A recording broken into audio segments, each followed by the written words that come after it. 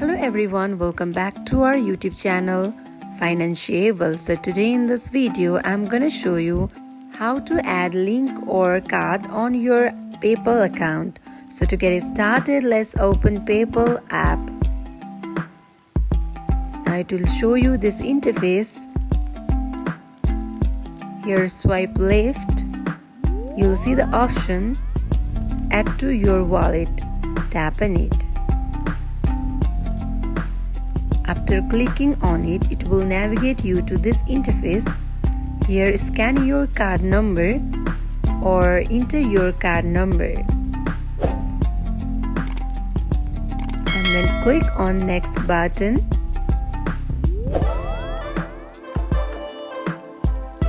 After clicking on next button, you will successfully add card on your PayPal account. So that wraps for today. If you guys like this video, don't forget to like, comment and subscribe our channel. Thank you for watching.